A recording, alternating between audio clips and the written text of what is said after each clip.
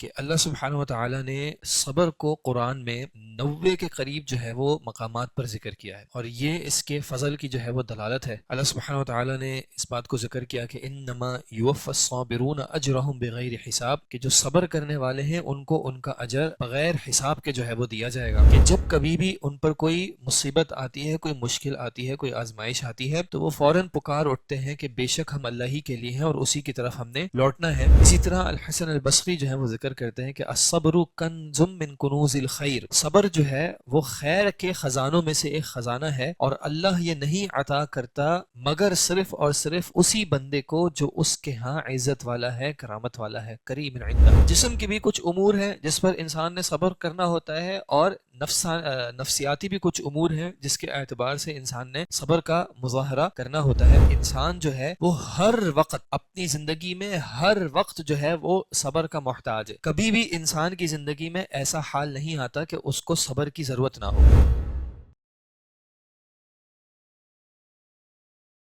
الحمد للہ رب العالمین والصلاة والسلام علی سید الانبیاء والمرسلین، اما بعد۔ آج انشاءاللہ کتاب الصبر والشکر۔ صبر حبس النفس، اپنے آپ کو، نفس کو روک کے رکھنا۔ چونکہ روزے کا تعلق صبر سے بہت ڈائریکٹلی ہے، تو اس اعتبار سے انشاءاللہ اس کتاب کو آج دیکھیں گے۔ سب سے پہلے جو ہے وہ ابن جوزی رحمہ اللہ نے ذکر کیا کہ اللہ سبحانہ وتعالی نے صبر کو قرآن میں 90 کے قریب جو ہے وہ مقامات پر ذکر کیا ہے، اور یہ اس کے فضل کی جو ہے وہ دلالت ہے۔ اللہ سبحانہ وتعالی نے اس بات کو ذکر کیا کہ انما یوفی الصابرون اجرہم بغیر حساب، کہ جو صبر کرنے والے ہیں ان کو ان کا اجر بغیر حساب کے جو ہے وہ دیا جائے گا۔ اسی طرح اللہ سبحانہ وتعالی نے بتایا کہ وجعلنا منہم ائمہ، ہم نے ان میں سے ائمہ، لیڈرز، امام بنائے، یہدون بامرنا، وہ ہمارے حکم سے جو ہے وہ ہدایت دیتے تھے، لما صبروا، جب انہوں نے صبر کیا۔ تو اس امامت کے لیے اللہ سبحانہ وتعالی نے صبر کو جو ہے وہ ایک کرائٹیریا بنایا۔ اسی طرح اللہ سبحانہ وتعالی نے جو ہے وہ ایمان والوں کو صبر کرنے کا حکم دیا اور فرمایا وَاصْبِرُوا، تم سب صبر کرو، اور پھر اس کی جزا جو ہے وہ ذکر کی کہ ان اللہ مع الصابرین، بے شک اللہ جو ہے وہ صبر کرنے والوں کے ساتھ ہے۔ اسی طرح اللہ سبحانہ وتعالی نے فرمایا تھا کہ وبشر الصابرین، آپ صبر کرنے والوں کو خوشخبری دے دیجئے، اور یہ صابرین کون ہیں؟ کہ الذین اذا اصابتهم مصیبہ قالوا انا للہ وانا الیہ راجعون، کہ جب کبھی بھی ان پر کوئی مصیبت آتی ہے، کوئی مشکل آتی ہے، کوئی آزمائش آتی ہے، تو وہ فوراً پکار اٹھتے ہیں کہ بے شک ہم اللہ ہی کے لیے ہیں اور اسی کی طرف ہم نے لوٹنا ہے۔ یہ وہ لوگ ہیں کہ جن کے بارے میں اللہ کہتا ہے کہ علیہم صلوات من ربہم ورحمہ، ان پر جو ہے وہ آپ کے رب کی طرف سے صلوات بھی ہیں، نعمتیں بھی ہیں، رحمہ عظیم رحمت بھی ہے، وَأُولَئِكَ هُمُ الْمُهْتَدُونَ، اور حقیقی طور پر یہی ہدایت یافتہ ہیں۔ اسی طرح آپ صلی اللہ علیہ وسلم نے بھی ذکر کیا کہ ما اعطی احد عطاء خیرا واوسع من الصبر، کہ کسی کو بھی زیادہ بڑی یا زیادہ وسیع خیر نہیں عطا کی گئی صبر سے، یعنی جس کو صبر عطا کر دیا گیا اس کو بے حد عظیم اور وسیع جو ہے وہ خیر عطا کر دی گئی۔ اسی طرح الحسن البصری جو ہے وہ ذکر کرتے ہیں کہ الصبر کنز من کنوز الخیر، صبر جو ہے وہ خیر کے خزانوں میں سے ایک خزانہ ہے، اور اللہ یہ نہیں عطا کرتا مگر صرف اور صرف اسی بندے کو جو اس کے ہاں عزت والا ہے، کرامت والا ہے، کریم عندہ۔ اسی طرح ابن جوزی رحمہ اللہ ذکر کرتے ہیں کہ بعض سلف جو ہیں وہ اپنی جیب میں رقعہ رکھا کرتے تھے، پیس آف پیپر رکھا کرتے تھے، جس پر انہوں نے یہ آیت لکھی ہوتی تھی، اور وہ وقتاً فوقتاً اس رقعے کو نکال کر اس پہ لکھی ہوئی آیت کو جو ہے وہ پڑھتے تھے، اپنے آپ کو یاد دہانی کرانے کے لیے کہ وَاصْبِرْ لِحُكْمِ رَبِّكَ، آپ صبر کیجئے اپنے رب کے حکم کے لیے، فَإِنَّكَ بِأَعْيُنِنَا، کہ بے شک آپ ہماری آنکھوں کے سامنے ہیں۔ یعنی اپنے آپ کو یاد دلانا کہ یہ جو دنیاوی امور جو بھی چل رہے ہیں ان میں سب میں جو ہے وہ صبر جو ہے وہ لازمی ہے۔ پھر شیخ رحمہ اللہ ذکر کرتے ہیں کہ صبر جو ہے وہ انسان کی خاصیت ہے،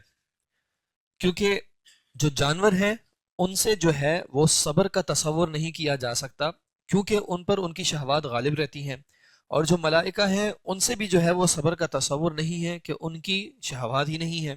یہ انسان ہے کہ جس کی اگر ابتدا میں دیکھیں تو اس پر اس کی شہوات ایسی غالب ہوتی ہیں کہ اس سے صبر نہیں ہوتا. جیسے کہ بچہ ہے، بچے کو جو بھی ضرورت ہوتی ہے وہ اس اعتبار سے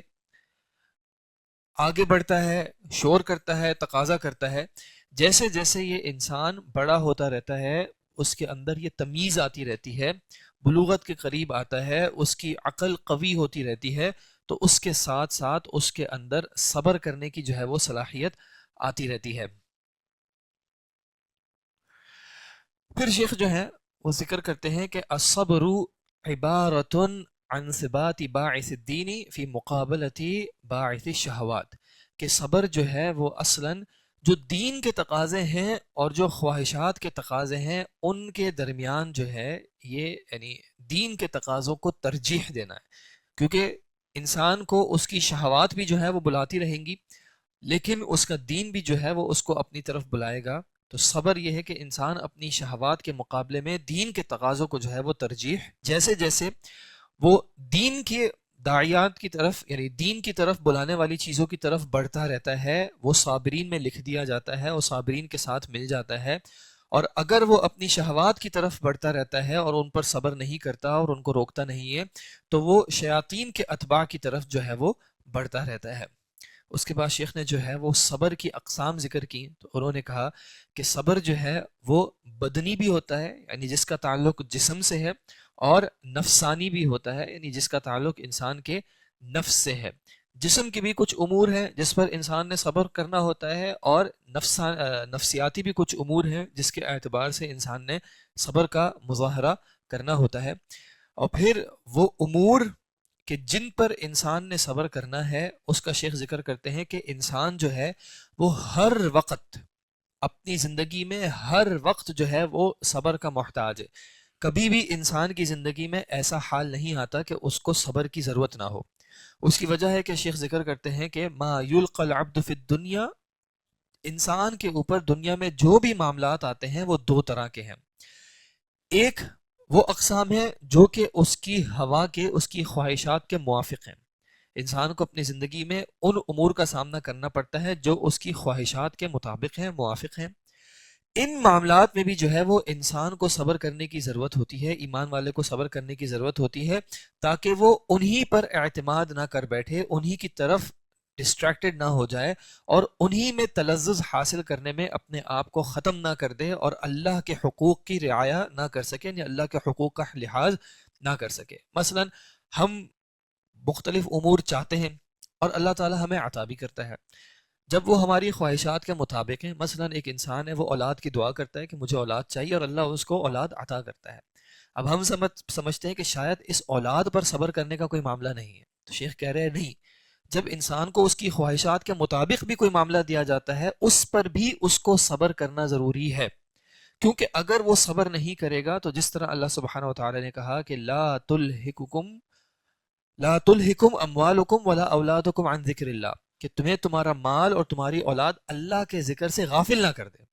تو یہ مال اور یہ اولاد ان امور میں سے ہے جو انسان چاہتا ہے. ہم میں سے کسی کو مال ملے وہ خوش ہوتا ہے، وہ چاہتا ہے کہ مزید ملے اولاد کے اعتبار سے بھی. لیکن اللہ تعالیٰ کہہ رہے ہیں کہ یہ تمہارا مال اور یہ تمہاری اولاد تمہیں اللہ کے ذکر سے غافل نہ کر دے. یعنی ان امور میں بھی اگر صبر نہ کیا تو انسان اللہ سے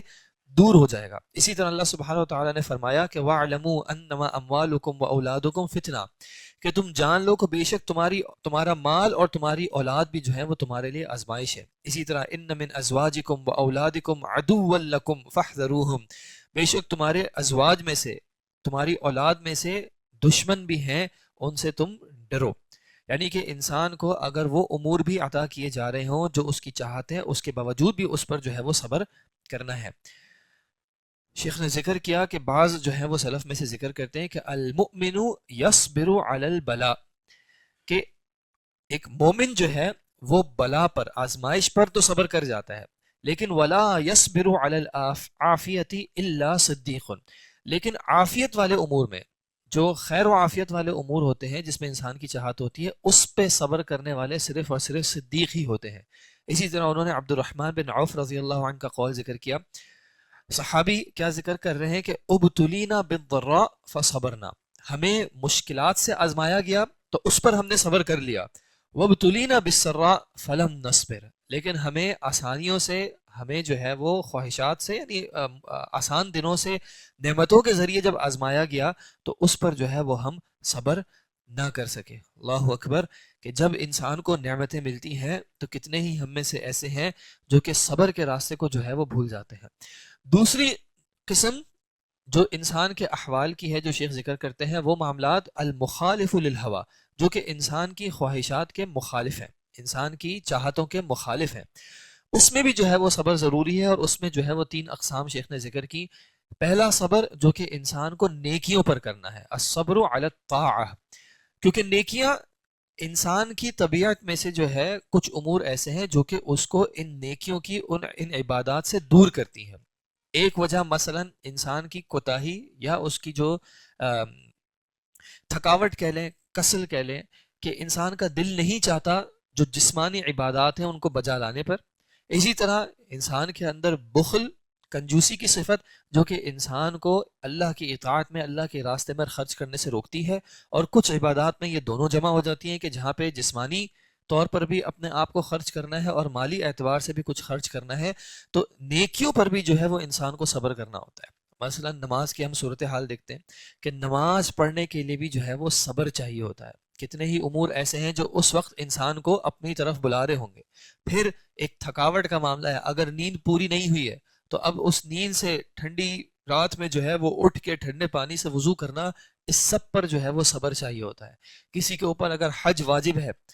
یعنی اس کے پاس یہ مال ہے، اب وہ مال بھی نکالنا، پھر وہ ایام بھی نکالنا، جانا بھی، اور وہاں پہ بے تحاشا محنت کرنا بھی، ان سب کے لیے بھی جو ہے وہ صبر چاہیے ہوتا ہے۔ شیخ ذکر کر رہے ہیں کہ اس اطاعت پر، نیکی پر جو صبر کرنا ہے، اس کے 3 احوال ہیں۔ پہلا یہ کہ حال قبل العبادہ، عبادت سے پہلے بھی صبر کرنا ہے۔ اس کا معاملہ کیا ہے کہ انسان نے اپنے آپ کو، یعنی ارادہ بھی اس نے ڈیولپ کرنا ہے، اس نے نیت کی بھی اصلاح کرنی ہے، اس نے اخلاص بھی جو ہے وہ لانا ہے کہ میں یہ جو عبادت کرنے جا رہا ہوں اس میں کوئی ریاکاری شامل نہ ہو، اللہ کے علاوہ کسی اور کی رضا، کسی اور کا قرب جو ہے وہ شامل نہ ہو، بلکہ یہ عبادت محض صرف اور صرف اللہ کی رضا کی خاطر ہو۔ پھر حال فی نفس العبادہ، پھر عبادت کے درمیان بھی جو ہے اس نے صبر کرنا ہے، کیونکہ عبادت کے درمیان بھی جو ہے وہ مختلف امور آئیں گے جو اس کو عبادت سے دور کریں گے۔ اثناء العبادہ، مثلا نماز جب ہم پڑھنا شروع بھی کرتے ہیں، اب درمیان میں بھی جو ہے وہ مختلف خیالات آئیں گے۔ ایسا بھی ہوتا ہے کہ اگر انسان اپنا فوکس نہ کرے، اٹینشن نہ کرے، تو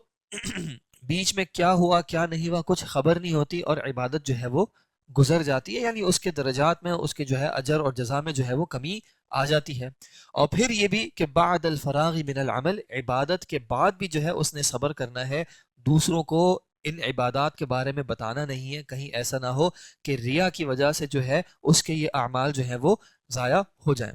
تو نیکی پہ بھی جو ہے وہ صبر کرنا ہے کہ نیکی کرنے سے پہلے اپنی نیت کو خالص کرنا ہے، نیکی کے درمیان بھی جو ہے اپنے آپ کو یاد دلانا ہے کہ میں کس رب کی عبادت کر رہا ہوں، جیسا کہ احسان کا درجہ جو آپ صلی اللہ علیہ وسلم نے ذکر کیا کہ ان تعبد اللہ کانک تراہ، کہ تم اللہ کی عبادت ایسے کرو کہ گویا کہ تم اس کو دیکھ رہے ہو۔ اور یقینی طور پر یہ کوئی آسان معاملہ نہیں ہے، اس کے لیے جو ہے وہ بے انتہا صبر کی ضرورت ہوتی ہے، اور پھر عبادت کے بعد بھی جو ہے اس کو ضائع ہونے سے بچانے کی کوشش۔ دوسری قسم الصبر عن المعاصی،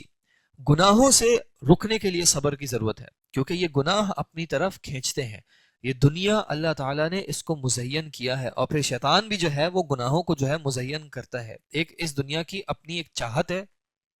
اپنی ایک کشش ہے، اور پھر بڑھ کے جو ہے وہ شیطان بھی جو ہے وہ انسان کو حرام کی طرف بلاتا ہے۔ تو ان سارے امور سے بھی اپنے آپ کو روک کے رکھنا، اس کے لیے بھی جو ہے وہ صبر کی ضرورت ہوتی ہے۔ پھر تیسری قسم وہ امور جو کہ انسان کے اختیار میں نہیں ہے، کوئی مشکل، کوئی آزمائش، کوئی ابتلا آتی ہے، اس پر بھی جو ہے وہ انسان نے، ایمان والے نے جو ہے وہ صبر کرنا ہے۔ نبی صلی اللہ علیہ وسلم کا فرمان کہ من یرد اللہ بہ خیرا یصب منہ، اللہ جس کے ساتھ خیر کا ارادہ کرتا ہے اللہ اس کو مصیبت میں ڈالتا ہے۔ اس حوالے سے ایک اور بھی حدیث آگے ہے کہ انشاءاللہ وہاں پہ ذکر کریں گے۔ اور اسی سے ایک متعلق معاملہ الصبر علی اذی الناس، لوگوں کی طرف سے آنے والی اذیت پر بھی جو ہے وہ صبر کرنا۔ یہ نیکی کے راستے میں بھی ہوتی ہے اور یہ دنیاوی امور میں بھی ہوتی ہے کہ لوگوں کی طرف سے مشکلات جو آئیں گی، لوگوں کی طرف سے جو آزمائشیں آئیں گی، ان کی طرف سے بھی کچھ کلام آئے گا، اس پر بھی صبر کرنا۔ اور یہ معاملہ تو انبیاء کے ساتھ بھی تھا کہ جب انبیاء بھی جو ہیں وہ لوگوں کو دین کی طرف بلاتے تھے، اللہ کی طرف بلاتے تھے، تو ان کو بھی جو ہے لوگوں کی طرف سے یہ اذیتیں، یہ مشکلات کا سامنا کرنا پڑتا تھا۔ وَلَئِن صَبَرْتُمْ لَهُوَ خَيْرٌ لِّلصَّابِرِينَ وَلَقَدْ نَعْلَمُ أَنَّكَ يَضِيقُ صَدْرُكَ بِمَا يَقُولُونَ۔ اللہ سبحانہ وتعالیٰ اپنے نبی صلی اللہ علیہ وسلم سے کہہ رہے ہیں کہ بے شک ہم جانتے ہیں کہ آپ کا سینہ جو ہے وہ تنگ ہوتا ہے اس وجہ سے جو یہ لوگ کہہ رہے ہیں، یعنی آپ صلی اللہ علیہ وسلم کو بھی جس طرح کے کلمات کہے جاتے تھے اس وجہ سے آپ صلی اللہ علیہ وسلم بھی پریشان ہوتے تھے۔ تو جب آپ صلی اللہ علیہ وسلم جیسی ہستی بھی پریشان ہو، ان کو بھی کیا کہا گیا کہ آپ نے بھی صبر کرنا ہے۔ اسی طرح نوح علیہ السلام کا معاملہ کہ نوح علیہ السلام اپنی قوم کو ایک عرصہ دراز تک بلایا، لیکن قوم نے ان کی دعوت کا جواب نہ دیا، حالانکہ وہ ان کو انہی کی خیر کی طرف بلا رہے ہیں۔ اسی طرح دیگر انبیاء کا معاملہ کہ انہوں نے اپنی طرف سے حد ممکن کوشش کر لی کہ لوگوں کو خیر کی طرف بلائیں، لیکن لوگوں نے ان کو الٹا مشکلات میں ڈالا اور تکلیفیں پہنچائیں۔ تو لوگوں کی طرف سے آنے والی اذیت پر بھی جو ہے وہ صبر کرنا، اور یہ تمام معاملات جو ہیں وہ ایمان والے کے لیے، ایک مسلمان کے لیے کیوں آسان ہوں گے؟ کیونکہ نبی صلی اللہ علیہ وسلم نے فرمایا کہ ما من مصیبت تصیب المسلم، کوئی مشکل، کوئی مصیبت ایسی نہیں ہوتی جو کہ کسی مسلمان کو آئے مگر یہ کہ الا کفر اللہ بہا عنہ، مگر یہ کہ اللہ اس کے ذریعے اس کا کفارہ کر دیتا ہے، یعنی وہ مصیبت جو ہے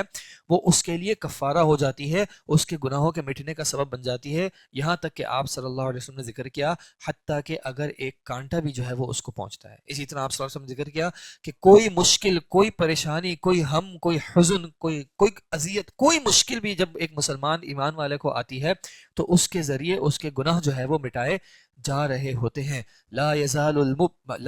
البلاء بالمؤمن والمؤمنہ، ایمان والے مرد اور عورت پر بلا، مشکلیں آتی رہتی ہیں، اس کے جسم میں بھی، اس کے مال میں بھی، اس کی اولاد میں بھی، حتی یلق اللہ وما علیہ خطیئۃ، یہاں تک کہ وہ اللہ سے جا ملتا ہے اس حال میں کہ اس کے اوپر کوئی خطیہ نہیں ہوتی، یعنی اس کا کوئی گناہ نہیں ہوتا۔ یہ سب کس وجہ سے ہوا؟ کیونکہ اس کو اس دنیا میں جو ہے وہ مشکلات کا سامنا کرنا پڑا اور اس نے ان مشکلات پر جو ہے وہ صبر کیا۔ آپ صلی اللہ علیہ وسلم سے پوچھا گیا کہ ای الناس اشد بلاء، لوگوں میں سے کون وہ ہیں جن پر سب سے زیادہ شدید آزمائشیں آتی ہیں، سب سے زیادہ شدید جو ہے وہ بلائیں آتی ہیں؟ آپ صلی اللہ علیہ وسلم نے جواب دیا الانبیاء، سب سے زیادہ جو شدید بلائیں آتی ہیں وہ انبیاء پر آتی ہیں۔ کبھی ہمارا معاملہ یہ ہوتا ہے کہ انسان پر مشکلیں آتی ہیں تو وہ تصور کرتا ہے کہ گویا کہ میرا رب مجھ سے ناراض ہے۔ ہر وقت ایسا نہیں ہوتا۔ دنیا میں ایک ہی معاملہ، مجھ پر عذاب ہے یا میرے لیے آزمائش ہے،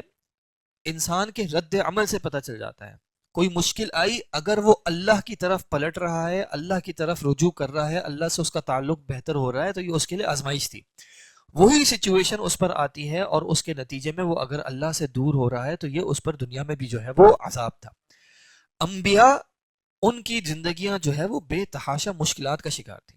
لیکن ہر معاملے میں جو ہے وہ اپنے رب کے قریب ہوتے رہتے تھے۔ نبی صلی اللہ علیہ وسلم نے کہا سب سے جو شدید بلائیں ہیں وہ آتی ہیں انبیاء پر، ثم الصالحون، اس کے بعد کن پر آتی ہیں؟ الصالحون، نیک لوگوں پر آتی ہیں، ثم الامثل فالامثل من الناس، پھر جو ان کے جیسے ہوتے ہیں، جو ان کی مثال ہوتے ہیں لوگوں میں سے۔ آپ صلی اللہ علیہ وسلم نے ذکر کیا کہ انسان کو، بندے کو اس کے دین کے مطابق جو ہے وہ آزمایا جاتا ہے۔ جس کا دین مضبوط ہوتا ہے اس پر مشکلات بھی جو ہے وہ زیادہ آتی ہیں، جس کا دین کمزور ہوتا ہے اس پر جو ہے وہ کچھ تخفیف کر دی جاتی ہے۔ بندہ جو ہے اس کو آزمایا جاتا ہے یہاں تک کہ وہ زمین پر ایسے چل رہا ہوتا ہے اور اس پر کوئی خطا نہیں ہوتی، یعنی ہم ایک جگہ پر جو ہے وہ آزمائشوں سے پریشان ہو رہے ہوتے ہیں، اس سے ڈر رہے ہوتے ہیں، لیکن کتنے ہی مواقع ایسے ہیں کہ جس کی وجہ سے ہمارے گناہ معاف ہو رہے ہوتے ہیں، کتنے ہی آخرت کے درجات ایسے ہیں جو کہ ہم عام حالات میں اپنے اعمال کی وجہ سے حاصل نہ کر سکیں۔ اللہ سبحانہ و تعالی ہمیں آزما کر، صبر کی توفیق دے کر جو ہے وہ ان درجات پر جو ہے انسان کو پہنچاتا ہے۔ پھر شیخ نے جو ہے وہ صبر کے کچھ آداب ذکر کیے، اس میں سے پہلا ادب یہ ذکر کیا کہ صبر جو ہے وہ اول صدمہ، مشکل کے جو پہلا لمحہ ہے، پہلی جو گھڑی ہے اس پر ہوتا ہے، کیونکہ آپ صلی اللہ علیہ وسلم کا یہ فرمان کہ انما الصبر عند الصدمۃ الاولی، حقیقی طور پر جو صبر ہے وہ مشکل کے پہلے لمحے پر ہوتا ہے، کیونکہ وقت کے ساتھ تو وقت جو بڑے بڑے غم کو جو ہے وہ ہیل کر دیتا ہے. انسان کی اولاد اگر اس سے لے لی جائے، یہ جو موقع ہے، یہ جو وقت ہے جب ایک خبر پہنچی ہے، جب یہ معاملہ ہوا ہے، اس وقت اپنے آپ کو روک کے رکھنا، اس وقت اپنی زبان کو روک کے رکھنا، اس وقت اپنے اعمال کو روک کے رکھنا، یہ جو ہے اصل صبر کی حقیقت ہے. اس وقت انسان اپنی زبان کو چلنے دے جیسے چل رہی ہے، ریاکشن جیسے آ رہے آئے دے، اور پھر کچھ دنوں بعد جو ہے وہ ٹھنڈا ہو جائے، یہ اصلاً صبر نہیں ہے. تو صبر کے آداب میں سے کیا ہے کہ وہ اس مشکل کے پہلے لمحے پر ہو. دوسرا کہ اس مصیبت کے وقت انسان جو ہے وہ یہ قول ذکر کرے انا للہ و انا الیہ راجعون، اور پھر دعا کرے اللہم اجرنی فی مصیبتی و اخلف لی خیرا منہا. سب سے پہلے اپنے آپ کو یاد دلائے کہ بے شک ہم اللہ ہی کے لیے ہیں اور ہم نے اسی کی طرف لوٹنا ہے. یہ جو کلمات ہیں یہ صرف اور صرف موت کے وقت کے نہیں ہیں. ہمارے ہاں عموماً جو ہے وہ کبھی کوئی شخص ذکر کرے انا للہ و انا الیہ راجعون تو سامنے والا پریشان ہو جاتا ہے کہ بھائی کس کی وفات ہوئی. یہ معاملہ نہیں ہے. جب بھی کسی بھی طرح کی کوئی مصیبت آتی ہے، کوئی آزمائش آتی ہے، کوئی پریشانی آتی ہے، تو ایمان والے جو ہے وہ یہ کلمات ذکر کر کے اپنے آپ کو یاد دلاتے ہیں آج یہ آزمائش ہے، کل کو ہم نے بھی اللہ کی طرف جانا ہے، یہ بھی اللہ کی تھی، اللہ نے لے لی، کوئی پریشانی کی بات نہیں ہے. جس طرح ام سلیم کا جو ہے ایک مشہور واقعہ ہے کہ ان کی جب اولاد کو اللہ تعالیٰ نے لے لیا تو انہوں نے جو ہے وہ ابو طلحہ کتنے بہترین طریقے سے جو ہے وہ انہوں نے سارے امور ادا کیے. یعنی بیٹے کی جو ہے وہ وفات ہو گئی ہے، لیکن ابو طلحہ کے گھر پہ آنے کے بعد سارے معاملات انہوں نے جو ہے بہترین طریقے سے کیے، اور پھر سوال کیا کہ اگر کوئی شخص امانت دے اور پھر وہ لے لے تو ان کا کوئی پریشانی کی بات نہیں ہے، اس کی امانت تھی، اس نے لے لی. ہم بھی اپنے آپ کو اس طرح یاد دلائیں کہ اگر اللہ نے کوئی نعمت ہمیں دی تھی اور لے لی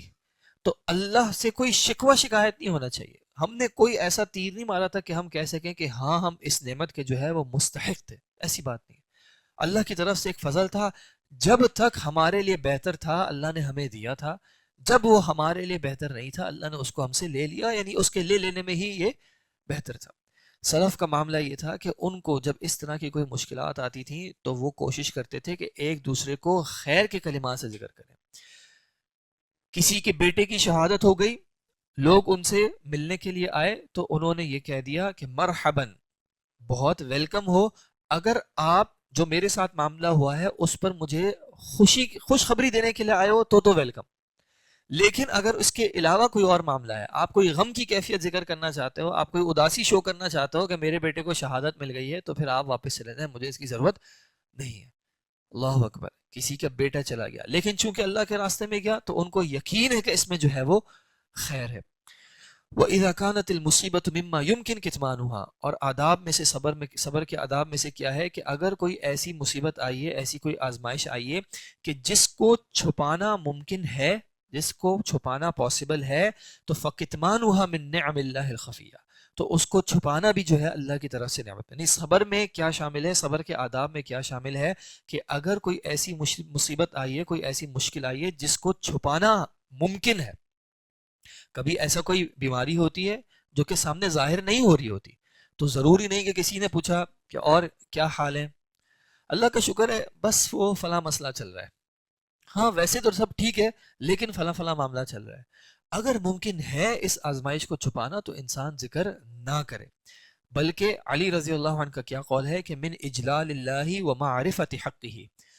اللہ اکبر، اللہ کے حق کی پہچان، اللہ کی تعظیم کرنے میں سے کیا ہے کہ اللہ تشکو وجعک ولا تذکر مصیبتک، کہ تم جو مشکل آئی ہے اس کا تم شکوہ نہ کرو، جو تم پر مصیبت آئی ہے تم اس کا ذکر نہ کرو، جس حد تک ممکن ہو تم ان باتوں کو ذکر نہ کرو. امام احمد رحمہ اللہ سے ایک شخص نے سوال کیا کہ آپ کیسے، ایسا ہم پوچھتے ہیں کہ آپ کا کیا حال ہے، تو انہوں نے کہا بخیر فی عافیہ، خیر و عافیت کے معاملات ہیں. لیکن اس نے سوال کیا حممت البارحہ، گویا کہ گزشتہ رات آپ کو بخار رہا ہے، آثار آ جاتے ہیں، تو اس نے سوال کیا کہ ایسا لگ رہا ہے کہ آپ بخار کی کیفیت میں رہے. تو انہوں نے کیا جواب دیا، بھائی جب میں نے کہہ دیا کہ انا فی عافیت فحسبک، جب میں نے تم سے کہہ دیا کہ میں عافیت میں ہوں تو یہ تمہارے لیے کافی ہو جانا چاہیے، مجھے اس چیز کی طرف مت لے کے آؤ، مت مجبور کرو جو ناپسندیدہ ہے. میں کیوں اپنی زبان سے جو ہے یہ بات ذکر کروں کہ ہاں بھائی مجھے بخار ہے، پریشانی میں ہوں، میں کیوں ذکر کروں جب میں نے کہہ دیا کہ بس اللہ کا شکر ہے خیر و عافیت کے ساتھ ہے، تو بس اس کے آگے نہ جائیں. کہتے ہیں کہ بعض جو ہے وہ سلف میں سے کیا کہتے تھے، من کنوز البری، نیکی کے خزانوں میں سے کیا ہے، کتمان المصائب، کہ انسان جو مصیبتیں آئی ہیں، جو مشکلات آئی ہیں، ان کو انسان چھپا کے رکھے. یہاں تک کہ من شکا مصیبتاً بھی الی غیر اللہ، جو شخص اپنی کسی مصیبت کی اللہ کے علاوہ کسی سے شکوہ کرتا ہے، شکایت کرتا ہے، لم یجد فی قلبہ لطاعت اللہ حلاوتاً ابداً، وہ شخص کبھی بھی اللہ کی اطاعت کی جو لذت ہے وہ کبھی بھی نہیں پا سکتا. یعنی جب انسان مخلوق کے سامنے شکوہ شکایت کرنا شروع کرتا ہے تو وہ کہہ رہے ہیں کہ یہ شخص جو ہے کبھی بھی اللہ کی عبادت کی جو اصل حلاوت ہے، جو اس کی لذت ہے، وہ کبھی نہیں پا سکتا. اور ہم واقعتاً اپنے حالات کو دیکھیں، ہمیں اپنے عبادات میں وہ حلاوت نہیں محسوس ہوتی،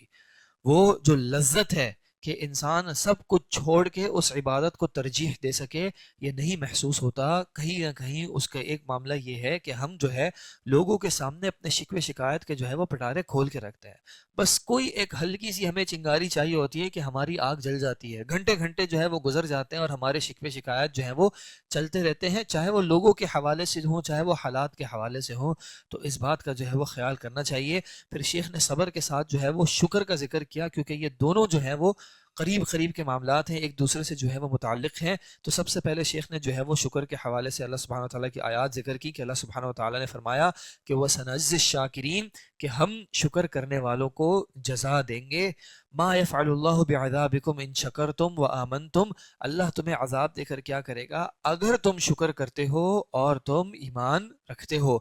لیکن اللہ سبحانہ وتعالیٰ نے اس بات کو بھی ذکر کیا، یعنی یہ شکر کرنا کوئی آسان بات نہیں ہے. تو وَقَلِيلٌ مِّنْ عِبَادِيَ الشَّكُورُ، میرے بندوں میں سے قلیل ہی ہیں جو کہ شکور ہیں، بہت زیادہ شکر کرنے والے ہیں. حتیٰ کہ ابلیس کو بھی جو ہے اس بات کا علم تھا، اس نے جب اللہ کی نافرمانی کی تو اس نے بنی آدم میں طعن کرتے ہوئے کیا ذکر کیا کہ وَلَا تَجِدُ أَكْثَرَهُمْ شَاكِرِينَ، کہ اللہ میں ان کے راستے پہ آؤں گا، ان کے دائیں بائیں آگے پیچھے سے آؤں گا، اور اے اللہ تو ان میں سے اکثریت کو شکر گزار نہیں پائے گا. یعنی شیطان کی پوری کوشش رہے گی کہ ہم جو ہے وہ شکر کی روش سے دور ہو جائیں. لیکن اللہ سبحانہ وتعالیٰ نے کس بات کا ذکر کیا، لَإِن شَكَرْتُمْ لَأَزِيدَنَّكُمْ، اگر تم شکر کرو گے تو میں تمہیں بڑھاؤں گا. اور یہ شکر کی کیفیت کہ آپ صلی اللہ علیہ وسلم اللہ کا یعنی قیام میں اتنا قیام کرتے تھے کہ آپ صلی اللہ علیہ وسلم کے قدم مبارک جو ہیں وہ سوج جاتے تھے. تو جب عائشہ رضی اللہ عنہا نے سوال کیا کہ آپ کیوں ایسا کر رہے ہیں جبکہ آپ کے تو آگے پیچھے کے کوئی گناہ بھی نہیں ہے، تو کیا جواب دیا، افلا اکون عبدا شکورا او شاکرا، کہ کیا میں اللہ کا شکر گزار بندہ نہ بنوں. اور اسی طرح آپ صلی اللہ علیہ وسلم نے معاذ رضی اللہ عنہ کو کیا فرمایا کہ اے معاذ انی احبک، بے شک میں تم سے محبت کرتا ہوں. پہلے اس بات کا ان کو یاد دہانی کرائی کہ معاذ میں آپ سے محبت کرتا ہوں، اور پھر ان کو بتایا کہ آپ کہیے اللہم اعنی علی ذکرک و شکرک و حسن عبادتک، کہ اے اللہ تو میری مدد کر تیرے ذکر کرنے پر اور تیرا شکر بجا لانے پر اور تیری بہترین عبادت کرنے پر. پھر شیخ نے اس بات کا ذکر کیا کہ شکر جو ہے وہ دل سے بھی ہوتا ہے، زبان سے بھی ہوتا ہے، اور جوارح سے بھی یعنی اعضاء سے بھی ہوتا ہے. ہمارے ہاں عموماً شکر جو ہے وہ زبان تک محدود ہے کہ انسان جو ہے بس الحمدللہ یا شکر ہے اللہ کا، اس طرح کے کلمات کہے. شیخ کہہ رہے نہیں، شکر جو ہے وہ سب سے پہلے دل سے ہوتا ہے، کہ دل سے انسان کو جو ہے واقعتاً احساس ہو. پھر زبان کا بھی اس میں جو ہے وہ کردار ہے، لیکن اس کے ساتھ اعمال کا بھی جو ہے وہ اس میں کردار ہے کہ انسان نے اللہ کی دی گئی نعمتوں کو اس کی اطاعت میں استعمال کرنا ہے. یہ اللہ کا شکر نہیں ہے کہ انسان اللہ تعالیٰ جو ہے وہ انسان کو نعمتیں تو عطا کر رہا ہے، لیکن انسان ان نعمتوں کو اللہ کی نافرمانی میں استعمال کر رہا ہے. اگر انسان اللہ کی نافرمانی میں استعمال کر رہا ہے تو وہ حقیقی طور پر اللہ کا شکر ادا نہیں کر رہا. جس چیز کا جو حق ہے اس کو اسی طرح استعمال کرنا جو ہے یہ اس نعمت کا جو ہے وہ شکر ہوگا. اور اگر ایسا نہیں ہو رہا، یعنی ایک شخص اگر آپ کو کوئی تحفہ دے، بہترین قسم کی کوئی گھڑی دے یا کوئی بہترین قسم کا لباس دے، اور پھر وہ دیکھے کہ آپ اس لباس کو جو ہے وہ ایک غیر معقول کام میں استعمال کر رہے ہو، اس نے جو ہے مہنگی قمیص دی اور اس قمیص کے ذریعے جو ہے انسان صفائی کرنے لگے، تو جو نعمت یا تحفہ دینے والا ہے وہ اس بات سے خوش نہیں ہوگا، وہ نہیں مانے گا کہ آپ نے جو ہے اس کے تحفے کی جو ہے وہ قدر دی. اللہ اکبر. اس حوالے سے شیخ یہ بات ذکر کرتے ہیں کہ انسان کا معاملہ کیا ہے کہ کل مطلوب یسمى نعمہ، ہمارا معاملہ کیا ہے کہ جو بھی چیز ہمیں مطلوب ہوتی ہے ہم اس کو نعمت سمجھتے ہیں. جس چیز کا ہمیں مطالبہ ہے، جو چیز ہم چاہتے ہیں، ہم سمجھتے ہیں کہ یہی نعمت ہے. شیخ کہتے ہیں النعمت فی الحقیقت ہی السعادۃ الاخرویہ، اصل میں جو نعمت ہے وہ آخرت کی سعادت ہے. اصل میں شیخ کہہ رہے ہیں کہ انسان کے جو دنیا کے معاملات ہیں وہ چار طرح کے ہوتے ہیں. کچھ معاملات ایسے ہیں جو کہ دنیا میں بھی نفع بخش ہیں اور آخرت میں بھی نفع بخش ہیں. یہ بہترین امور جو دنیا میں بھی فائدہ مند ہیں اور آخرت میں بھی فائدہ مند ہیں، جیسے کہ علم، جیسے کہ اچھے اخلاق، یہ حقیقی طور پر نعمت ہے. دوسری قسم جو کہ دونوں میں نقصان دہ ہیں، دنیا میں بھی نقصان دہ ہے اور آخرت میں بھی نقصان دہ ہے، جیسے کہ جہالت، برے اخلاق، اور یہ حقیقی طور پر جو ہے وہ بلا ہے. تیسرے معاملات ایسے ہیں جو حال میں جو فائدہ مند ہیں لیکن آخرت کے اعتبار سے فائدہ مند نہیں ہے.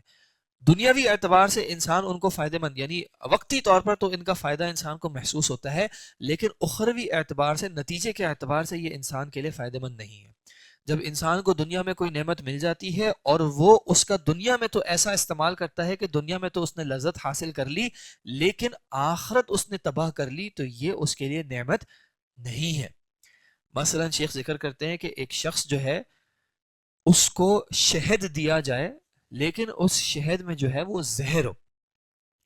تو جو جاہل ہوگا وہ کیا کرے گا کہ شہد ہونے کی بنیاد پر اس کو استعمال کرنے کی طرف لپکے گا. لیکن جو عالم ہوگا وہ جان لے گا کہ ظاہری اعتبار سے چاہے یہ میٹھا کیوں نہ ہو، اس کی لذت کیوں نہ ہو، لیکن اس میں یہ جو زہر ہے یہ میرے لیے مضر ہے. تو اسی طرح دنیا کے بھی کتنے معاملات ایسے ہیں، کتنے امور ایسے ہیں، ہماری نظر جو ہے اس کے دنیاوی فائدے پر ہوتی ہے اور ہم بھول جاتے ہیں کہ آخرت میں اس کی وجہ سے ہمیں کیا نقصان ہو سکتا ہے. ایک شخص اپنے کاروبار پہ بیٹھا ہو، سامنے کسٹمر ہو اور نماز کا وقت ہو رہا ہو، اب اس کی فکر کہ اگر میں نماز کے لیے جاتا ہوں تو یہ کسٹمر لوز ہو سکتا ہے. اب ظاہری اعتبار سے حال میں تو فائدہ ہے لیکن اخروی اعتبار سے کتنا بڑا نقصان ہو جائے کہ انسان جو ہے، اب دیکھیں اللہ سبحانہ و تعالیٰ نے خاص کر جمعے کے وقت کیا کہہ دیا کہ جب جمعے کی اذان ہو جائے تو پھر کیا کیا جائے، مسجد جایا جائے، چھوڑ دیا جائے تجارت کے امور کو. لیکن ہم کیا کرتے ہیں کہ ابھی تو فلاں ہے، ابھی تو فلاں ہے، اور ابھی چلے گئے تو کیا ہو جائے گا وغیرہ وغیرہ، اپنے لیے آزار ڈھونڈتے رہتے ہیں. چوتھی قسم معاملات کی شیخ کہہ رہے ہیں کہ جو حال میں نقصان دہ لگتے ہیں، یعنی دنیا میں نقصان دہ لگتے ہیں لیکن آخرت کے اعتبار سے جو ہے وہ فائدہ مند ہے. یہ وہ امور ہیں جو کہ عقل والوں کے لیے نعمت ہے لیکن جاہل کے لیے جو ہے وہ مصیبت ہے. انسان کو مال ملے اور وہ اس مال کو اللہ کے راستے میں خرچ کر دے، دنیا میں تو اس کو کچھ نہ ملا لیکن آخرت میں اس کو بہت فائدہ ہو گیا. اسی طرح وہ مصیبتیں، وہ آزمائشیں جو کہ دنیا میں مشکل پریشانی لگتی ہیں، کسی کو کانٹا چبھے اس کو یہ مشکل لگتی ہے، شیخ کہہ رہے ہیں جو عقل والا ہے اس کے لیے یہ نعمت ہوگی کیونکہ اس کو پتا ہے کہ اس مشکل کی وجہ سے میری آخرت بہتر ہو رہی ہے. لیکن جو جاہل ہوگا وہ اس کے ظاہر پر فوکس کر کے تصور کرے گا کہ نہیں یہ تو میرے لیے بڑا پریشانی کا معاملہ ہے. اور انسان اپنی یعنی نعمت، اس نعمت پر فوکس کرے جو کہ آخرت میں اس کے لیے سعادت والی ہے، اور اس کی وجہ شیخ ذکر کرتے ہیں کیونکہ وہ حقیقی غایت ہے. آخرت جو ہے وہ حقیقی مطلوب ہے کیونکہ وہ ایسی نعمت ہے جس کا کوئی فنا نہیں ہے، وہ ایسی خوشی ہے کہ جس میں کوئی غم نہیں ہے، اور وہ ایسا علم ہے جس کے ساتھ جہل نہیں ہے، وہ ایسا غنا ہے کہ اس کے بعد کوئی فقر نہیں ہے. دنیا میں یہ چیزیں نہیں ہیں. دنیا کا جو بھی معاملہ ہوگا اس میں کبھی نہ کبھی فنا ہوگا، مال بھی ہوگا کبھی نہ کبھی ختم ہوگا، خوبصورتی ہوگی کبھی نہ کبھی ختم ہوگی، اور بھی معاملات جو ہے ہر خوشی کے ساتھ اس کا ایک غم بھی ہوگا. مثلا ہم دیکھتے ہیں شادی کا موقع لے لیں، خوشی کا موقع ہوتا ہے لیکن اس کے ساتھ کچھ نہ کچھ غم بھی ہوتا ہے. جاب ملی، خوشی تو ہے لیکن اب اس کے ساتھ پریشانی بھی ہے کہ اس کے تقاضے بھی ادا کرنے. اولاد ملی، خوشی تو ہے لیکن اس کے ساتھ اب اس کے ساتھ آنے والی پریشانیاں بھی ہیں، اب راتوں کو جاگنا بھی ہے، وہ رونا وغیرہ برداشت کرنا بھی ہے. اور دنیا کی ان تمام نعمتوں میں جو ہے یہ تمام چیزیں شامل ہیں. تو شیخ کہہ رہے ہیں انسان کو حقیقی جو سعادت ہے، اخروی سعادت ہے، اس پہ جو ہے وہ فوکس کرنا چاہیے، اس کو حقیقی نعمت تصور کرنا چاہیے کہ دنیا اگر جا بھی رہی ہے لیکن اگر میری آخرت بہتر ہو رہی ہے، میری اگر آخرت سنور رہی ہے تو اس پہ انسان جو ہے وہ اکتفا کرے اور اس پہ اللہ کا شکر ادا کرے. پھر شیخ ذکر کرتے ہیں کہ وہ سبب جس کی وجہ سے مخلوق جو ہے وہ شکر نہیں کر پاتی. کیا وجہ ہے؟ سے ذکر کر رہے ہیں کہ انسان جاہل ہے اور غفلت میں ہے. حقیقی طور پر اس کے پاس علم نہیں ہے اور وہ غافل ہے. کس چیز سے غافل ہے؟ ایک تو یہ کہ اس نعمت کا شکر ادا کیسے کرنا ہے اس کو یہ بھی نہیں پتا. کیوں؟ کیونکہ شیخ ذکر کر رہے ہیں کہ نعمت کا شکر تب ہوتا ہے جب اس نعمت کے استعمال کی معرفت ہو. نعمت کا شکر صرف یہ نہیں ہے کہ صرف انسان زبان سے کہہ دے کہ الحمدللہ والشکر للہ،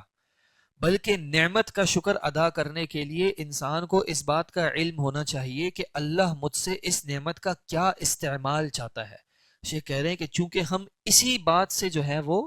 جاہل ہیں، اسی بات سے جو ہے وہ غافل ہیں، تو حقیقی طور پر جو ہے وہ ہم اللہ کی نعمتوں کا شکر ادا نہیں کر پا رہے. اور ایک اور معاملہ جو شیخ ذکر کرتے ہیں کہ نعمت کی شکر سے غفلت کا اس کے اسباب میں سے ایک جو سبب ذکر کر رہے ہیں وہ یہ کہ عموماً ہمارا معاملہ یہ ہے کہ اللہ کی وہ نعمتیں جو سب کے ساتھ عام ہیں یا اکثریت کے ساتھ عام ہیں، ہم ان کو نعمت تصور ہی نہیں کرتے، بلکہ ہم نعمت ان چیزوں کو تصور کرتے ہیں جو دوسروں کے پاس نہ ہو اور خاص ہمارے پاس ہو یا کم لوگوں کے پاس ہو. کہہ رہے ہیں کہ وہ نعمتیں جو اللہ تعالیٰ نے ہمیں بغیر مانگے عطا کی ہیں اس کو ہم نعمت ہی تصور نہیں کر رہے. انسان اپنے جسم کو دیکھ لے، کتنی ہی اس جسم کے ساتھ اٹیچ جو ہے نعمتیں ہیں، اس جسم کے جو اعضاء ہیں اس کی نعمتیں ہیں جس کو انسان نعمت تصور ہی نہیں کرتا. وہ ذکر کرتے ہیں کہ ایک شخص اپنے فقر کی اگر شکایت کرتا ہے تو اس کو بصیرت والا شخص جو ہے اس سے سوال کرتا ہے کہ بھائی تمہارے پاس پیسے تو نہیں ہیں، لیکن کیا تمہیں یہ بات پسند آئے گی کہ تم اندھے ہو جاؤ اور تمہارے لیے ہزاروں دینار و درہم ہو جائیں، کہ تمہارا ایک پیر کٹ جائے اور تمہارے لیے ہزاروں دینار و درہم ہو جائیں؟ تو یقینی طور پر وہ شخص اس بات کو پسند نہیں کرے گا. لیکن کس نے جو ہے وہ اپنی ان آنکھوں کا جو ہے وہ شکر کیا، کس نے جو ہے وہ اپنے ان اعضاء کا شکر کیا. ابھی حال ہی کی بات ہے کہ کسی کا معاملہ ایسا سامنے آیا، ہم کتنا ہی جو ہے وہ لاشعوری طور پر انسان سانس لیتا ہے، سوچتے بھی نہیں ہم سانس لینے کے لیے، لیکن جن کو سانس کی بیماری ہوتی ہے ان کے لیے یہی سانس لینے کا معاملہ کتنا مشکل ہو جاتا ہے کہ باقاعدہ مشینیں لگتی ہیں. ہم تو چلتے پھرتے ہر جگہ پر جو ہے وہ سانس لے رہے ہیں بغیر محنت کے، لیکن جس کا سانس لینا مشکل ہے، جس کے پھیپھڑے کمزور ہو گئے ہیں، تو ایک معاملہ تو یہ کہ اس نے پہلے آکسیجن سپلائی لگانی ہے کہ آکسیجن انہیل کر سکے. پھر صرف یہ بھی کافی نہیں ہے، بلکہ اب جو جسم میں پیدا ہونے والی کاربن ڈائی آکسائڈ ہے اس کو نکالنے کے لیے بھی جو ہے وہ اس نے مشین لگانی ہے. اور اب جب یہ مشین لگی ہوئی ہے تو ظاہر سی بات ہے کہ اس کی موومنٹ بھی جو ہے وہ لمیٹڈ ہے، ریسٹرکٹڈ ہے. لیکن ہم کب ان نعمتوں کا جو ہے وہ شکر ادا کرتے ہیں؟ پھر اس سے بڑھ کر شیخ ذکر کرتے ہیں کہ نعمتوں کا تصور ہمارا کہیں نہ کہیں صرف دنیاوی امور کے اعتبار سے ہی ہے، ایمانی امور جو ہے اس کو ہم نعمت تصور نہیں کرتے. کہ اگر کوئی شخص فقر کا جو ہے وہ شکایت کرے تو سمجھدار شخص اس سے پوچھے کہ اے میرے بھائی، کیا تم اس بات پر خوش ہو جاؤ گے کہ تم فلاں صورت، مثلا اگر ہم اپنے اعتبار سے دیکھیں کہ تم سورۃ الفاتحہ بھول جاؤ، تم سورۃ الفاتحہ کبھی ادا نہ کر سکو، اور اس کے مقابلے میں جو ہے وہ تمہیں اتنے لاکھوں روپے مل جائیں، تو کیا تم اس بات کو قبول کرو گے؟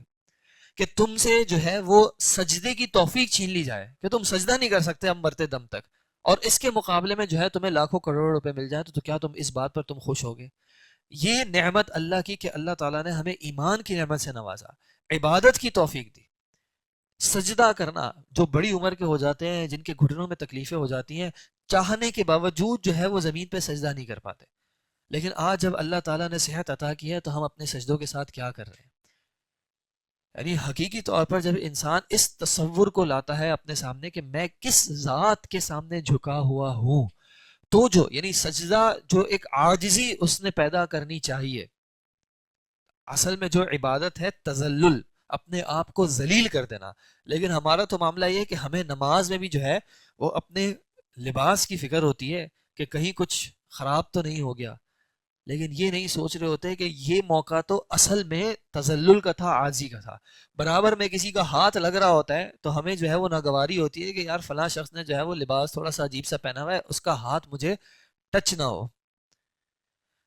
تو یہ بات کہ یہ جو نعمت ہے اللہ کی طرف سے، اللہ نے صحیح عقیدہ دیا. کتنے ہی لوگ ایسے ہیں ہم میں سے بھی کتنے ہی لوگ ایسے ہوں گے جن کے بچپنے میں جو ہے ان کے والدین نے ان کے گلوں میں تعویذ لٹکا دیا یا ہاتھوں میں جو ہے وہ کڑا ڈال دیا یا دھاگا ڈال دیا، اور وہ اپنی پوری زندگی جو ہے وہ اس بات سے نہ نکل سکے کہ یہ کتنی بڑی آزمائش ہے، کتنی بڑی مصیبتیں ہیں، نہ نکل سکے، نہ سمجھ سکے، صحیح عقیدہ نہیں پہچان سکے۔ کتنی بڑی اللہ کی نعمت ہے کہ اللہ نے جو ہے وہ قرآن و سنت کے راستے پر لگایا، سلف کے صحابہ کے فہم پر جو ہے وہ لگایا، تو یہ کتنی بڑی نعمت ہے، انسان اس کو نعمت ہی تصور نہیں کر رہا۔ پھر شیخ ذکر کرتے ہیں کہ کچھ نعمتیں ایسی بھی ہیں جس کا انسان شکر ادا نہیں کرتا، حالانکہ وہ تو لوگوں کی ایک کثیر تعداد کے پاس ہوتی بھی نہیں ہے، جس میں سے شیخ ایک بات ذکر کرتے ہیں، عقل، فہم۔ کبھی ایسا ہوتا ہے کہ انسان کلاس میں ہوتا ہے، کوئی بات ذکر کی جاتی ہے اور وہ بات اس کو فوراً سمجھ میں آ جاتی ہے، جبکہ اسی کے برابر میں بیٹھا ہوا شخص ہے، 3 بار سمجھانے کے باوجود اس کو یہ بات نہیں سمجھ میں آ رہی۔ کیا میں نے کیا ایسی محنت کی تھی، میں نے کیا ایسی کوشش کی تھی کہ جس کی وجہ سے مجھے سمجھ میں آ گئی؟ یہ اللہ کی طرف سے کتنا بڑا انعام ہے۔ اسی طرح حافظہ، کہ کوئی بات یاد رہ گئی۔ ایک امتحان ہوتے ہیں، ہم کیا کرتے ہیں، رات بھر محنت کرتے ہیں، کیا گارنٹی ہے کہ جب امتحانی کمرے میں بیٹھیں گے تو وہ بات یاد رہے گی، بھولے گی نہیں؟ کتنی بڑی اللہ کی طرف سے نعمت ہے، کتنی بڑی نعمت ہے۔ اگر کبھی کسی کا جو ہے وہ کوئی انٹریکشن رہا ہو، وہ لوگ کہ جن کی یاداشت چلی جاتی ہے، انسان اپنی اولاد کو نہیں پہچان پا رہا، اپنے گھر والوں کو نہیں پہچان پا رہا، کتنی بڑی اللہ کی نعمت ہے کہ ہم گھر پہ جاتے ہیں تو ہم اپنی اولاد کو پہچان پاتے ہیں، ان سے ملنے والی ہمیں خوشی حاصل ہوتی ہے۔ لیکن چونکہ ہماری نظر، آپ صلی اللہ علیہ وسلم نے کیا کہا تھا کہ لا تنظروا الی من ہوا فوقکم، اس کی طرف مت دیکھو جو تم سے اوپر ہو، بلکہ اس کی طرف دیکھو جو تم سے نیچے ہو، انظروا الی من ہوا اسفل منکم۔ اور اس سے کیا ہوگا کہ جو نعمتیں تمہیں اللہ نے عطا کی ہیں تم ان کی قدر کر سکو گے۔ آج ہمارا معاملہ کیا ہے عمومی طور پر کہ ہم وہی دیکھے جا رہے ہیں جو ہمارے پاس نہیں ہے، اور جو ہمارے پاس ہے اس کی ہمیں قدر ہی نہیں ہے، ہم اس کا کیا شکر ادا کریں۔ اللہ اکبر۔ ایک روایت میں آتا ہے کہ آپ صلی اللہ علیہ وسلم نے فرمایا کہ وہ شخص جس کی صبح اس حال میں ہوتی ہے کہ وہ اس کے پاس گھر ہے، یعنی ایک ٹھہرنے کی جگہ ہے، اس کا جسم صحیح سلامت ہے، اس کے پاس دن بھر کا کھانا ہے، گویا کہ اس کے پاس دنیا بھر کی نعمتیں جمع ہو گئی ہیں۔ ہم میں سے کون ایسا ہو جو ان چیزوں سے، یعنی ہم تو مہینے مہینے کا سامان گھر میں رکھ رہے ہوتے ہیں، اپنی ضرورت سے بڑے بڑے گھر بنائے ہوئے ہوتے ہیں، لیکن کیا ہے اس کے باوجود وہ شکر کی کیفیت نہیں آ رہی، کیونکہ یقینی طور پر اس نعمت کی قدر نہیں آ رہی۔ اللہ اکبر۔ پھر شیخ ذکر کرتے ہیں کہ یہ صبر اور جو شکر ہے یہ ساتھ جمع ہوتے ہیں۔ اللہ اکبر۔ زیادہ وقت نہیں ہے، بس آخری بات ذکر کروں گا کہ یہ صبر اور یہ شکر جو ہے وہ کس طرح جمع ہوتے ہیں۔ شیخ ذکر کرتے ہیں کہ صبر کے جو ہے وہ درجات ہیں۔ سب سے کم درجہ کیا ہے کہ انسان جو ہے چاہے اس بات کو ناپسند کر رہا ہو لیکن اس کا شکوہ نہ کرے، نہ شکوہ کرے، مشکل ہے، پریشانی ہے، لیکن اس کا شکوہ نہ کرے۔ اس سے اعلیٰ درجہ صبر کا کیا ہے کہ انسان راضی ہو جائے کہ میرے رب نے اس بات کو میرے لیے چنا ہے نا، میرے رب نے اس بات کا فیصلہ کیا ہے تو میں اس پر راضی ہوں۔ اور پھر اس سے بڑھ کر کیا درجہ ہے کہ انسان اس مشکل پر اللہ کا شکر ادا کرے۔ کس بات کا شکر؟ کہ اتنی نعمت آئی، اتنی مشکل آئی نا، اس سے بڑھ کے بھی تو آ سکتی تھی، ایک پیر کٹا نا، 2 پیر بھی تو کٹ سکتے تھے، ایک گردہ فیل ہوا نا، 2 بھی تو فیل ہو سکتے تھے، ایک اولاد گئی نا، 2 بھی تو جا سکتی تھی۔ جو بھی مشکل آئی ہے اس سے بڑھ کر بھی آ سکتی تھی۔ اس بات کا شکر کہ یہ جو مشکل آئی ہے اگر میں نے اس پر صحیح طریقے سے رسپانس دیا تو کتنے ہی درجات میرے بلند ہو رہے ہوں گے۔ اللہ تعالیٰ سے دعا ہے کہ اللہ تعالیٰ ہمیں صحیح صبر اور شکر کرنے کی توفیق عطا فرمائے۔ وآخر دعوانا الحمدللہ رب العالمین، سبحانک اللہم و بحمدک، نشہد ان لا الہ الا انت، نستغفرک و نتوب الیک۔